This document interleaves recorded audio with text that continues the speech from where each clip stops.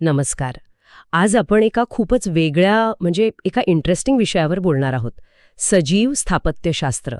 विचार करा, अशा इमारती ज्या नुसत्या उभ्या नाहीत तर पर्यावरणाशी बोलतात, स्वतःला बदलतात, अगदी स्वतःची दुरुस्ती पण करतात. आपल्याकडे जी माहिती आहे त्यानुसार आज आपण दोन मुख्य गोष्टी बघूया. एक म्हणजे बायो कॉन्क्रीट. हो, म्हणजे स्वतःला बरं करणारं कॉन्क्रीट. अगदी. आणि दुसरं बायोमिमिक्री. म्हणजे निसर्गाकडून आयडियाज घेणं बांधकामासाठी. बरोबर. तर मग चला सुरुवात करूया आणि बघूया हे सगळं काय आहे नक्की. आता बघा, कॉन्क्रीट किती पण मजबूत असलं ना तरी त्याला तडे जातातच. ही एक मोठी काय म्हणतात त्याला, डोकेदुखीच आहे. खरंय. पण विचार करा, जर हे कॉन्क्रीट स्वतःच ते तडे भरू शकलं तर? इथेच येतो विषय बायोकॉन्क्रीटचा किंवा सेल्फ हिलिंग कॉन्क्रीट. ह्याची आयडिया म्हणजे काय आहे की कॉन्क्रीट बनवतानाच त्यात काही खास जीवाणू टाकतात, बॅसिलस फॅमिलीतले वगैरे. ओके, जीवाणू कॉन्क्रीटमध्ये? हो, आणि त्यांचं अन्न पण, म्हणजे समजा कॅल्शियम लॅक्टेट.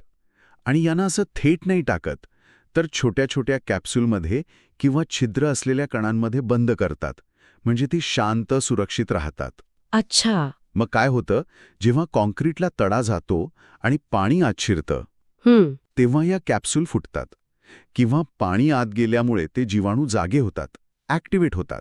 ओके, जागे होतात. आणि मग ते त्यांच्या अन्नाचं रूपांतर करतात कॅल्शियम कार्बोनेटमध्ये, म्हणजे CaCO3. चुनखडीसारखं. अगदी चुनखडीच. आणि मग ही चुनखडी त्या भेगेत जमा होत जाते आणि ती भेग आपोआप भरली जाते. अरे वा, म्हणजे नैसर्गिक प्लास्टरिंगच की. हो, बरोबर. मग तर इमारतीचं आयुष्य वाढणार आणि दुरुस्तीचा खर्च वाचणार. हे तर खूपच छान आहे. पण हे सगळं ऐकायला भारी असलं तरी यात काही अडचणी पण असणार ना, म्हणजे खर्च वगैरे? हो, नक्कीच. आत्ताच्या स्टेजला तरी हे नेहमीच्या कॉन्क्रीटपेक्षा महाग आहे, हे खरं आहे.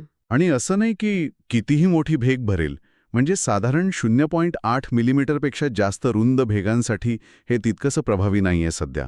अच्छा. आणि ते जीवाणू किती काळ टिकून राहतात कॉन्क्रीटमध्ये, हा पण एक अभ्यासाचा विषय आहेच. म्हणजे अजूनही काही मर्यादा आहेतच. आहेत.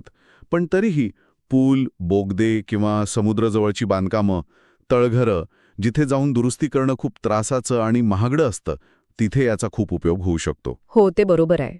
अशा ठिकाणी तर वरदानच ठरेल हे. आणि अजून एक फायदा म्हणजे दुरुस्ती कमी झाली की सिमेंटचं उत्पादन पण कमी लागतं, म्हणजे कार्बन उत्सर्जन कमी व्हायला पण मदत होते. आता खर्च कमी करायचे आणि अजून चांगलं बनवायचे प्रयत्न चालू आहेतच. ओके. आता दुसऱ्या इंटरेस्टिंग गोष्टीकडे वळूया, बायोमिमिक्री. ही आयडिया तर अजूनच भन्नाट वाटते. बांधकामासाठी निसर्गाची कॉपी करणं. हो, बायोमिमिक्री. पण कॉपी म्हणण्यापेक्षा प्रेरणा घेणं म्हणूया. अच्छा, प्रेरणा. म्हणजे बघा, निसर्गाने करोडो वर्षांमध्ये कितीतरी अफलातून रचना आणि प्रक्रिया तयार केल्या आहेत, बरोबर? हां. तर बायोमिमिक्री म्हणजे त्या रचना आणि प्रक्रिया कशा काम करतात ते समजून घेणं आणि त्यामागची तत्व वापरून आपल्या म्हणजे माणसांच्या समस्यांवर, खास करून बांधकामात, टिकाऊ उत्तरं शोधणं. म्हणजे फक्त दिसण्यासारखं नाही तर कामात पण निसर्गासारखं. अगदी बरोबर. कामावर जास्त भर आहे. हे फक्त झाडं, पानं लावणं नाहीये. याचे पण वेगवेगळे लेव्हल्स आहेत.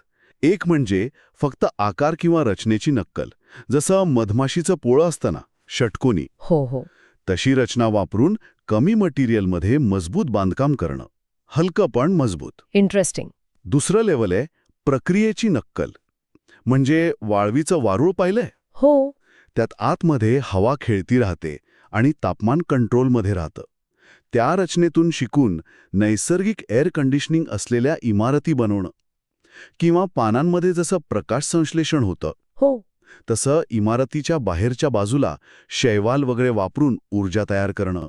आणि तिसरं लेव्हल तर अजून पुढे जातो, परिसंस्थेची नक्कल. परिसंस्था म्हणजे इकोसिस्टम. हो, म्हणजे अख्ख्या इमारतीलाच एका छोट्या इकोसिस्टमसारखं डिझाईन करणं, जिथे पाणी फिल्टर होऊन परत वापरलं जातंय, कचरा कमी होतोय किंवा त्याचा पुनर्वापर होतोय, हवा शुद्ध होतेय. बापरे, हे तर खूपच पुढचं झालं. मला ते कमळाच्या पानाचं उदाहरण आठवतंय, ज्यावर पाणी किंवा घाण टिकत नाही. बरोबर. Self cleaning surface. त्यावरून प्रेरणा घेऊन स्वतःहून स्वच्छ होणाऱ्या भिंती किंवा काचा बनवणं, किंवा कोळ्याच्या जाळ्याचे धागे किती मजबूत असतात, हो. त्यासारखे मजबूत पण हलके बांधकाम साहित्य बनवण्याचे प्रयत्न करणं, किती शक्यता आहेत बघा. खरंच की. म्हणजे यातून केवळ आकर्षक नाही तर जास्त कार्यक्षम, कमी ऊर्जा वापरणाऱ्या, कमी कचरा करणाऱ्या इमारती बनू शकतात. अगदी जास्त टिकाऊ आणि पर्यावरणाला मदत करणाऱ्या इमारती.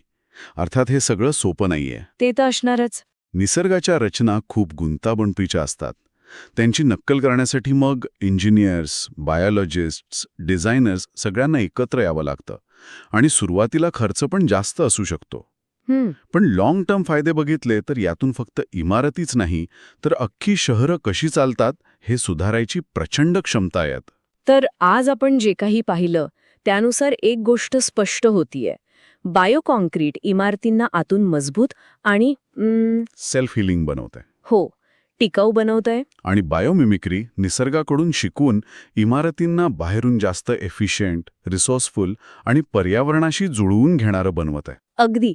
आणि हे दोन्ही मार्ग सजीव स्थापत्यशास्त्राचे भाग आहेत.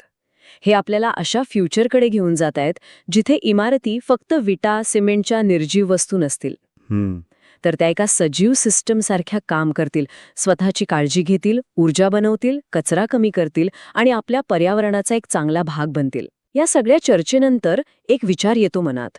जर इमारती खऱ्या अर्थाने इतक्या सजीव झाल्या, म्हणजे प्रतिसाद देणाऱ्या झाल्या, तर आपलं आणि त्यांचं नातं कसं बदलेल? म्हणजे आपण जिथे राहतो, काम करतो, त्या जागेसोबत आपलं नातं कसं असेल? विचार करण्यासारखा मुद्दा आहे हा.